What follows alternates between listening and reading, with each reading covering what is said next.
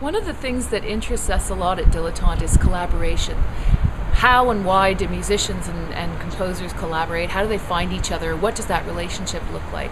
We're on our way to the Hospital Club, where we're meeting with Dilettante member and virtuoso pianist GeNIA, who's also the great-grandniece of the famous pianist Vladimir Horowitz, and who's just put out an album called Piano Book No.1, on which she collaborated with Gabriel Prokofiev, who happens to be the grandson of Sergei Prokofiev. So let's go to the Hospital Club and talk to GeNIA. GeNIA, thanks very much for joining us here today. We're here to talk about Piano Book No.1, your album that's just being released now on Non-Classical. And I wonder if you could tell us a little bit about the title of the CD, why it's called Piano Book No.1, what that's meant to evoke for people. Well, I guess with this album, Gabriel and myself, we wanted to go back to the tradition and pay tribute to our roots in some ways, and therefore we've chosen this title, Piano Book. And obviously there were different piano albums written by, Tchaikovsky, Schumann, so it was very much set in a tradition of classical music. Right. And of course it's on the Non-Classical label, which is the label that Gabriel Prokofiev founded.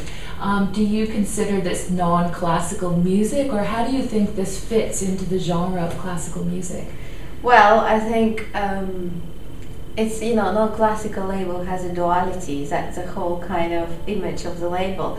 And with this particular album, it's the most classical album which they ever produced. But of course, it's not typically classical, because Gabriel has very many different sides to him. He also well known as a producer in the dance music scene, and some of his classical compositions are quite influenced by this dance movement. So this, I think, again, it's kind of has duality in it. Right.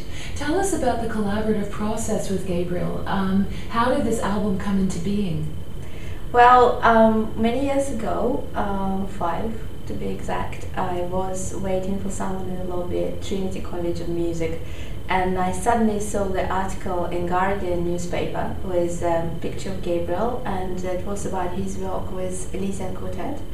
And it sounds very interesting, and I immediately called a friend of ours, John Richards, who is another amazing musician, and I said, look, I really want to meet Gabriel Prokofiev because I think we should work together with him. And the meeting happened, and I commissioned Gabriel to write one piano piece for me, which he wrote in 3 days, and I performed 4 days later. And the piece was so comfortable and fit really my kind of, from a pianistic point of view, from a musical point of view. And then we decided that we would work together, and Gabriel said, well, why don't I write an album for you? And I was very pleased. Right. So in terms of the process of putting this album together, I know that it was mastered through analog equipment, and I know also that you chose to play on a Steinway D-series piano. I wonder if you can tell us how you chose that piano, or what was different about that one, or why it was suited to these particular works. Right. Well, it was a very interesting process. Everything about this CD, it was very interesting process, starting from obviously writing music, collaborating process, and actually recording. Gabriel felt that at the beginning maybe Yamaha would be more appropriate for these compositions, but yet my heart was still with Steinways. And after I spoke with Steinways, they said, well, what kind of piano are you looking for? And I said I had a very strict, I would say, not strict, but very particular criteria for certain sounds, for colors, for touch. And I described them, my requirements, and the next day, 10 a.m. Tuesday morning, I walked into Steinways in London, and they opened 5 pianos for me, out of 15, which were also available. Right. And then I spent about maybe 3 hours playing on different ones, and each piano was gorgeous in its own right. But of course, I found the one which really fitted Gabriel's music and what I really like. Right. The word process comes up a lot here, and that reminds me of an interview that I read between the two of you in the Financial Times in March. And one of the things that Gabriel talks about is that, working in the dance scene as well and doing DJing and all of that, there's a kind of DIY ethos that pop musicians have about their work, where they're involved with every aspect of the production and marketing and so on and so forth. And I wonder, as a performer, how that affects what you do and the way that you think about your work, this sort of entrepreneurial DIY aspect to it. Well, I think it's kind of, as a performer, you want to get your message across to the audience as much as possible.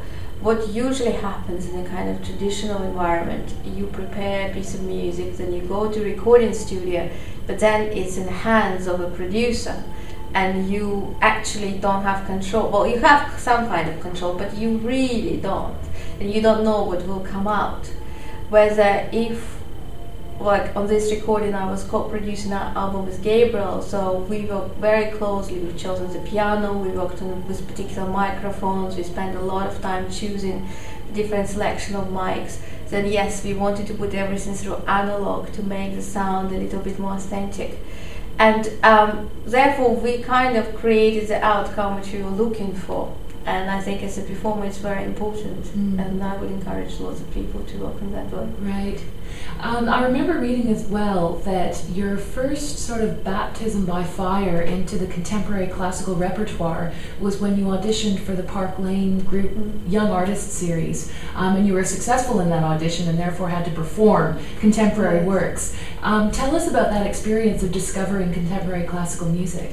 Well, that was quite interesting because I was obviously brought up in Russia in a very classical environment, and then I went to the Guildhall School where I played fortepiano, which was Mozart piano. But I did work with a lot of people and with a lot of musicians at the time, and I did this audition for Park Lane with wonderful violinist Roman Mintz. And we were working on contemporary repertoire, and then Park Lane called me and said, well, why don't you also try to audition as a soloist? And as a result, I was given this London debut upon the condition that I would play contemporary music. But of course at that time I didn't know much about it, and I felt okay, so I need to investigate and look into it. And my first affinity was with a classical Russian contemporary music. And I've chosen Gulbaidulina Sonata, which later went on my disc, this black box. And this is how my interest in contemporary music started. Right. I think to date you've commissioned more than 20 works for piano and electronics. Yeah. Do you think that had you not had that experience with Park Lane, that you would eventually have discovered contemporary classical music all the same? I mean, there seems to be a strong affinity there.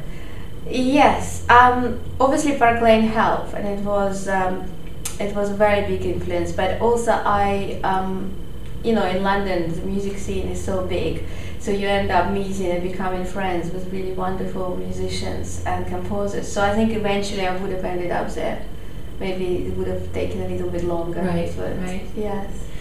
Do you have a view about the issue, apparently, about people clapping between movements in concerts and expressing their feeling for the performance? Oh, I love when they do it. No, I think the freer people feel, the better it is for a performer. It's very nice to hear the real, reaction.